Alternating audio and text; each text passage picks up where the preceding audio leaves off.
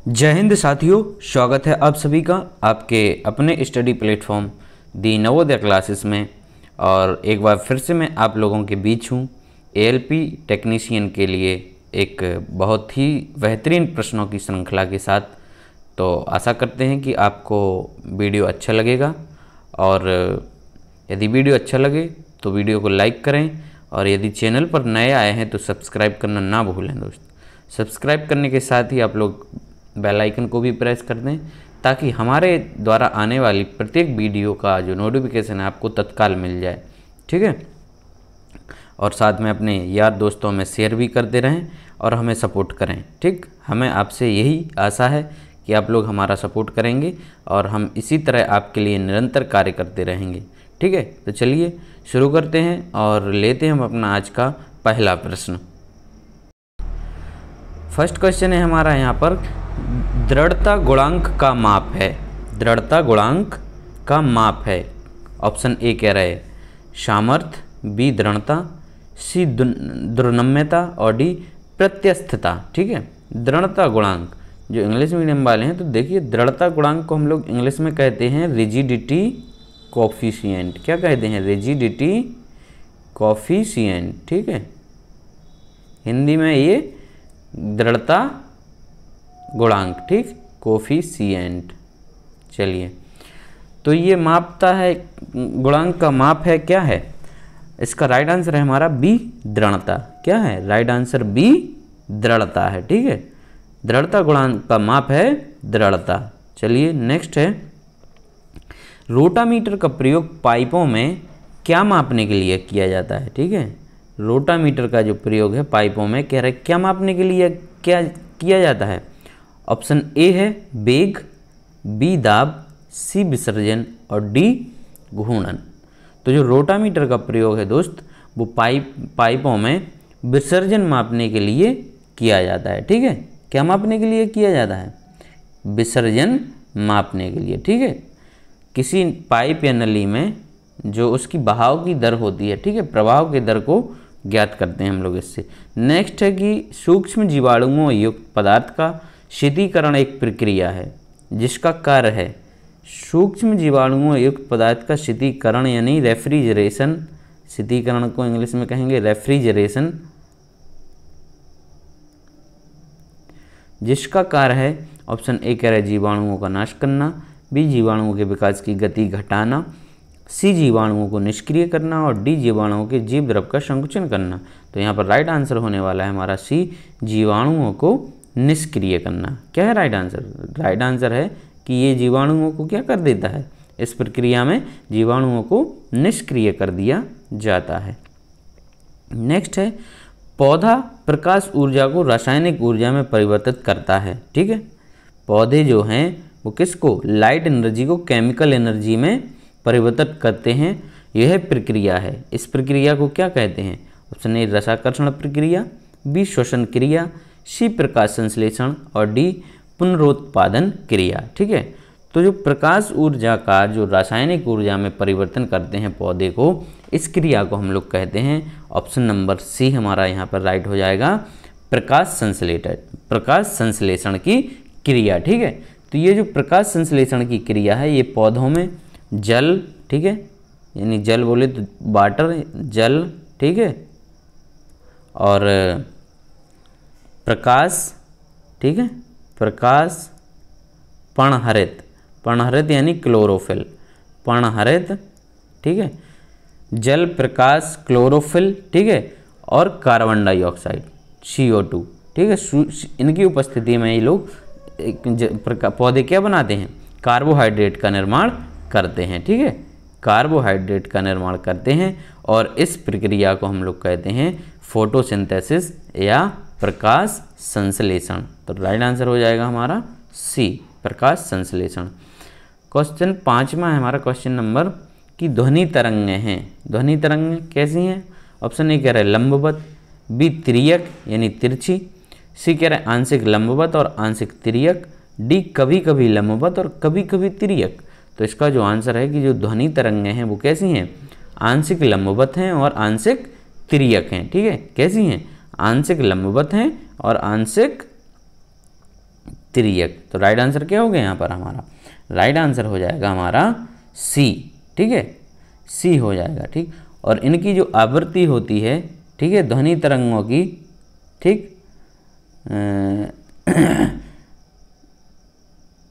20 hertz से 20,000 hertz के बीच। ठीक है, और इन्हें हम अपने कानों द्वारा इन ध्वनि तरंग इनको हम सुन सकते हैं। ठीक है, और ये कैसी तरंगें हैं? ये अनुदैर्घ्य तरंगें हैं। ध्वनि जो तरंगें हैं वो कैसी हैं?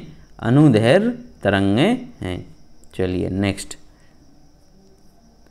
छठा प्रश्न है, मानव शरीर में क्रोमोसोम्स की संख्या होती है। क्रोमोसोम्स की संख्या कितनी होती है? ऑप्शन ए 46, बी 48, सी 49 और डी 50। तो मानव शरीर में जो क्रोमोसोम्स होते हैं दोस्त वो होते हैं कितने? 46। राइट आंसर यहाँ पर होने वाला है हमारा ए। क्रोमोसोम्स की संख्या कितनी होती है मानव शरीर में? मानव शरीर में क्रोमोसोम की संख्या होती है 46। ठीक है, न्यूक्लियस होता है जो हमारे सेल में, ठीक है, न्यूक्लियस जो होता है सेल में, ठीक, न्यूक्लियस में धागेनुमा पदार्थ बिखरा होता है। ठीक है, ये हमारा कोई सेल का स्ट्रक्चर है। ठीक है, ये इसका सेंटर है, इसमें ये जो पदार्थ भरा रहता है इसको हम लोग कहते हैं क्या? इसको कहते हैं न्यूक्लियस। ठीक, तो न्यूक्लियस में ये धागेनुमा आकृति होती है ऐसी। ठीक है, धागेनुमा आकृति होती है, इसको हम लोग क्या कहते हैं? ठीक है, इसको हम लोग क्रोमोसोम्स कहते हैं। ठीक है, चलिए, और प्रत्येक जो जीवधारी होते हैं, ठीक है, प्रत्येक जाति के जीवधारी की कोशिकाओं में जो क्रोमोसोम्स की संख्या होती है वो कैसी होती है? वो निश्चित होती है। प्रत्येक जीव की जो सेल होती है उसमें क्रोमोसोम्स की संख्या होती है वो फिक्स होती है। निम्नलिखित में से कौन सा अम्ल पेट के जीवाणुओं का नाश करता है? ठीक है, ये कह रहा है इनमें से कौन सा अम्ल यानी एसिड है जो पेट के जीवाणुओं का नाश करता है? Option A H2SO4, B HCl, C HNO3 और डी H3PO4। तो राइट आंसर है हमारा जो पेट के जीवाणुओं का नाश करता है वो है हमारा ऑप्शन नंबर बी HCl। ठीक है, कौन सा है? हाइड्रोक्लोरिक अम्ल। HCl जो है वो हमारे पेट के अंदर जीवाणुओं को नष्ट कर देता है। ठीक है, चलिए, और HCl का और काम क्या होता है? HCl है जो, ठीक है, HCl तथा पेप्सिन। ठीक है, एक और कौन सा होता है? पेप्सिन। ये प्रोटीन का पाचन भी करते हैं। ठीक है, किसका? प्रोटीन का पाचन करते हैं। चलिए नेक्स्ट, फिर है कि शून्य में स्वतंत्र रूप से गिनने वाली वस्तुओं की या का, ठीक है, शून्य में, ठीक है, शून्य नहीं बोले तो निर्वात। ठीक, निर्वात में ये कह रहे हैं कि स्वतंत्र रूप से गिरने वाली वस्तुओं का इनमें से ये कह रहे समान गति होती है, बी समान वेग होता है, सी समान त्वरण होता है और डी समान बल होता है। तो ठीक है, जो निर्वात में या शून्य में जो वस्तु गिरती है तो उनका जो समान होता है वो होता है क्या? हमारा समान होता है, ऑप्शन नंबर हो जाएगा यहाँ पे हमारा सी, समान त्वरण होता है। ठीक है, उनका जो एक्सीलरेशन होता है, ठीक है दोस्तों, एक्सीलरेशन इनका समान होता है। ठीक है, एक्सीलरेशन होता क्या है? एक्सीलरेशन जो होता है rate of change of velocity. ठीक है, किसी वस्तु के वेग में परिवर्तन की दर को हम लोग क्या कहते हैं? त्वरण कहते हैं। Rate of change of velocity is called the acceleration. ठीक है, त्वरण में, ठीक है, सॉरी, जो वेग यानी वेलोसिटी होती है उसमें जो परिवर्तन होता है उसकी दर को हम लोग क्या कहते हैं? परिवर्तन की दर को त्वरण कहते हैं। नेक्स्ट, नाड़ी गति डॉक्टर ज्ञात करता है। नाड़ी की जो गति है वो कह रहे डॉक्टर कैसे ज्ञात करता है? ऑप्शन ए रक्तचाप, बी सांस गति से, सी हृदय की धड़कन से और डी इनमें से कुछ नहीं। तो राइट आंसर होने वाला है यहाँ पर हमारा सी, हृदय की धड़कन से डॉक्टर नाड़ी की गति को ज्ञात करता है। ऑप्शन नंबर क्या हो जाएगा? सी। चलिए नेक्स्ट, फिर है कि एक्स किरणें पार नहीं कर सकती हैं। किसे नहीं पार कर सकती? ऑप्शन ए लकड़ी के, बी मानव अस्थि को, सी मांस को और डी त्वचा को। ठीक है, तो जो एक्स किरणें हैं वो लकड़ी को भी पार कर सकती हैं, मांस को भी, और त्वचा को वो पार नहीं कर सकती हैं, तो वो है हमारी मानव अस्थि। ठीक है, हड्डियों को पार नहीं कर सकते हैं।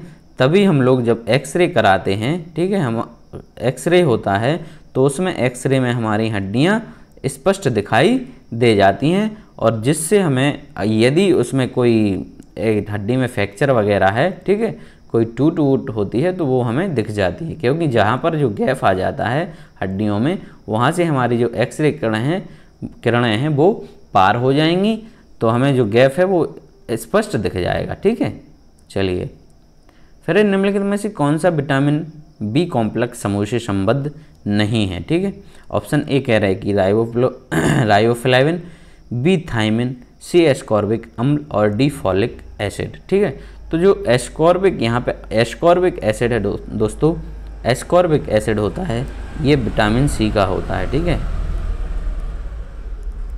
विटामिन सी का रासायनिक नाम होता है एस्कॉर्बिक एसिड। ठीक है, और बाकी जो हैं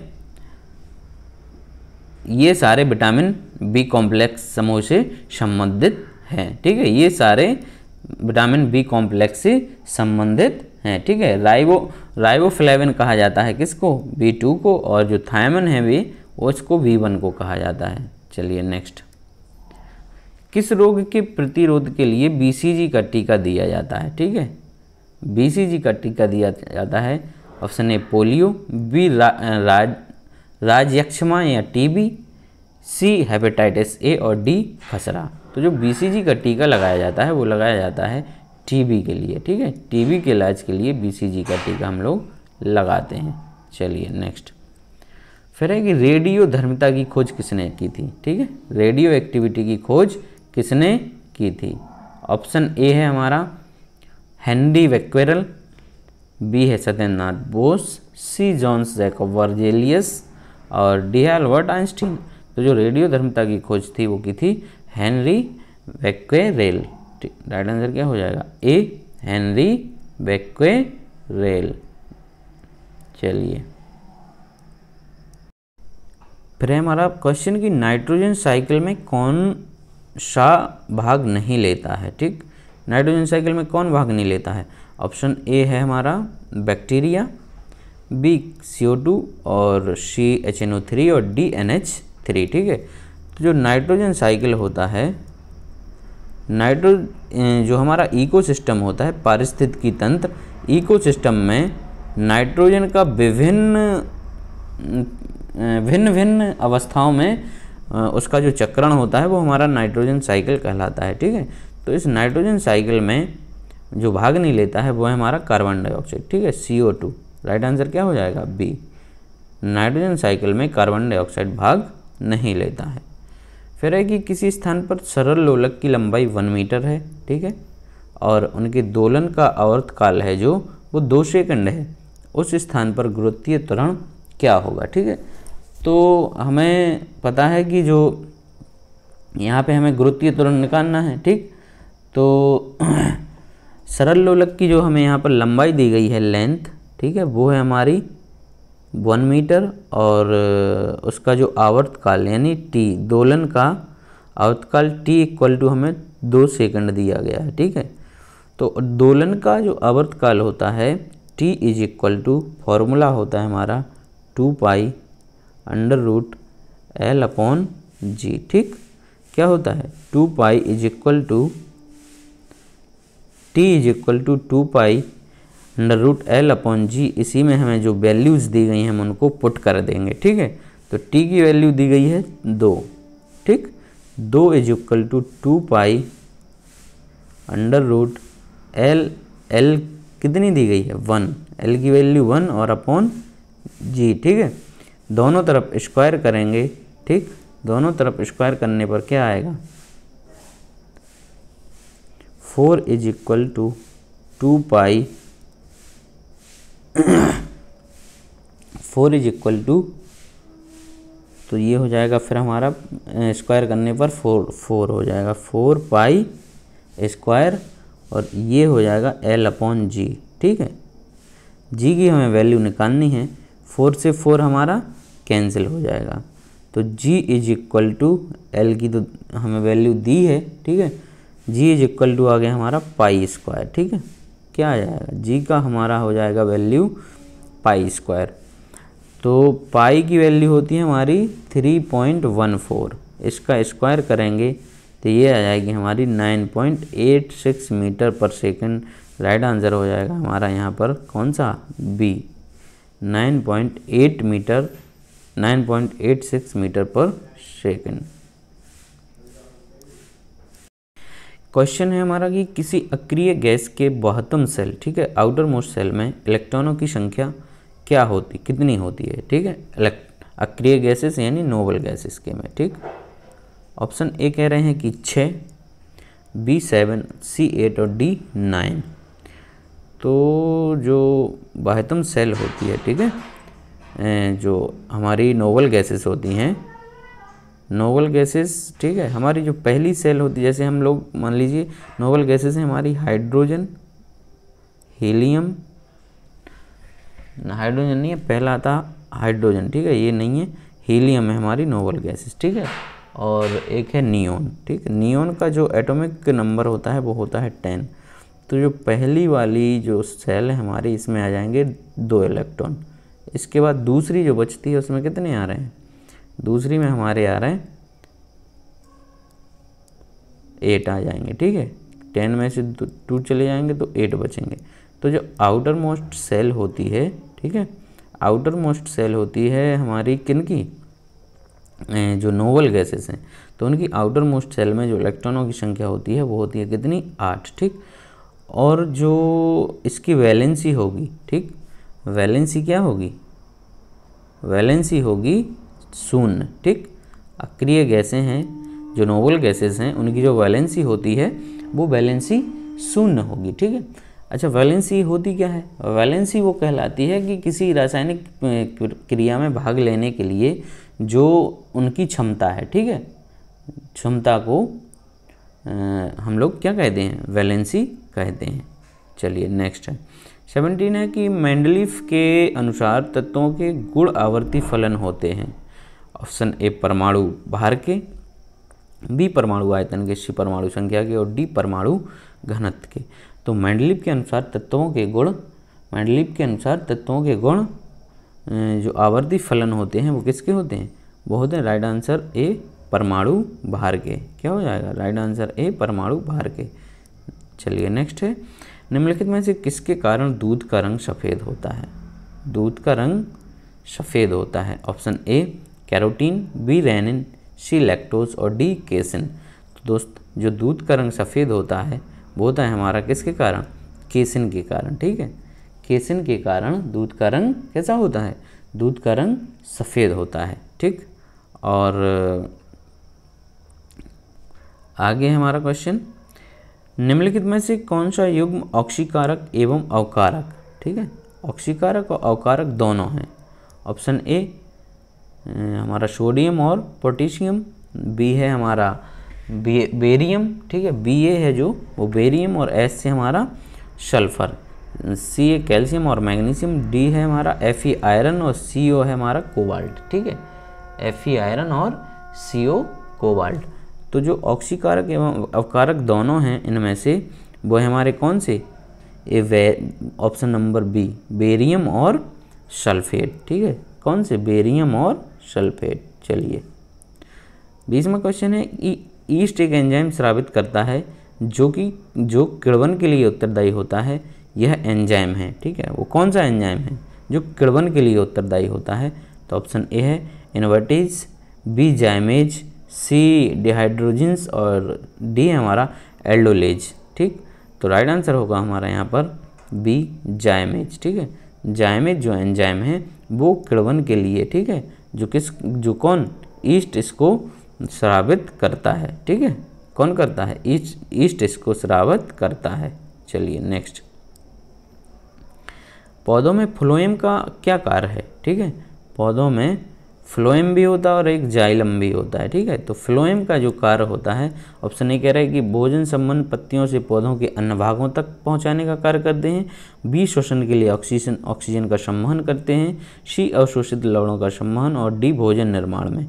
तो जो फ्लोएम का जो कार्य होता है वो भोजन का जो संबंध है वो पत्तियों से अन्य पौधे के अन्य भागों तक पहुंचाने का कार्य कौन करता है, ये हमारा फ्लोएम करता है, ठीक है। पौधों के पत्तियों से जो भोजन का संवहन है वो अन्य भागों तक पहुंचाने का कार्य करता है। ठीक है, और एक और होता है हमारा जाइलम। जो जाइलम है ये भी एक संवहन ऊतक है। ठीक है, ऊतक है, ये कैसा है, ये भी एक संवहन ऊतक है। ठीक है, ये किसका संवहन करता है, ये जल एवं खनिज लवणों का संवहन करता है। ठीक है, ये पौधों की रूट्स में पाए जाते हैं। यहाँ से ये जो जाइलम होता है वो किसका, जल का, ठीक, और खनिज लवणों का संवहन पौधे के अन्य भागों में करता है। चलिए नेक्स्ट, सूर्य से निरंतर ऊष्मा व प्रकाश मिलने का क्या कारण है। सूर्य से निरंतर ऊष्मा व प्रकाश मिलने का क्या कारण है। ऑप्शन ए हाइड्रोजन का विखंडन होना, बी हीलियम का विखंडन होना, सी हाइड्रोजन का फ्यूजन होना और डी हीलियम का फ्यूजन होना। ठीक है, तो यहाँ पर जो हाइड्रोजन का फ्यूजन होना राइट आंसर होगा हमारा सी। ठीक है, हाइड्रोजन के फ्यूजन के कारण हमें सूर्य से निरंतर ऊष्मा और प्रकाश मिलती है। ठीक है, हाइड्रोजन की फ्यूजन की वजह से। चलिए नेक्स्ट है, निम्नलिखित अक्रिय गैसों में कौन सी वायु में सर्वाधिक मात्रा में पाई जाती है। ठीक, ये हमारी अक्रिय गैसेस दी गई हैं आर्गन, क्रिप्टॉन, हीलियम और नियॉन। ये कह रहे हैं इनमें से कौन सी गैस है जो हमारे वायुमंडल में, ठीक है, हमारे वायु में सर्वाधिक मात्रा में पाई जाती है। ठीक है, तो ऑप्शन हमारा यहाँ पर सही होने वाला है option number A argon. Argon जो हमारी नोबल गैस है ये सबसे अधिक वायुमंडल में पाई जाती है। ठीक है, नोबल गैस। चलिए नेक्स्ट है, लाल सिंदूर का रासायनिक नाम क्या है। लाल सिंदूर का रासायनिक नाम क्या है। ए लेड ऑक्साइड, बी ट्राइप्लम्बिक टेट्राऑक्साइड और सी है लेड परमैंगनेट और डी है पोटेशियम नाइट्रेट। तो जो लाल सिंदूर का रासायनिक नाम है वो है हमारा option number A lead oxide. ठीक है, क्या है हमारा option number A lead oxide. ठीक है, Pb3O4 इसका जो सूत्र होगा क्या होगा, Pb3O4 लेड ऑक्साइड, लाल सिंदूर का ये रासायनिक नाम। चलिए नेक्स्ट, सोना का अयस्क निम्नलिखित में से कौन सा है। ठीक है, गोल्ड का कह रहा है, गोल्ड का और बताना है हमें। सोना का जो अयस्क है वो कह रहा है इनमें से कौन सा है। ऑप्शन ए स्फेलेराइट, बी कैसिटेराइट और डी कैल्वेराइट, सी कैल्वेराइट और डी विदेराइट। तो राइट आंसर यहाँ पर होगा हमारा सी जो कैल्वेराइट है। कैल्वेराइट हमारा सोने का अयस्क होता है। ठीक है, क्या होता है, सोने का अयस्क। ठीक, और जो हमारा कैसिटेराइट दिया है यहाँ पर ये, ठीक है, ये Sn का है। ठीक है, हमारा किसका, Sn बोले तो टिन, ये टिन का है। तो इसी के साथ आज का हमारा सेशन समाप्त होता है। आई होप कि आपको वीडियो अच्छी लगी होगी। यदि अच्छी लगी है तो हमें अपना ढेर सारा प्यार दें। Thank you.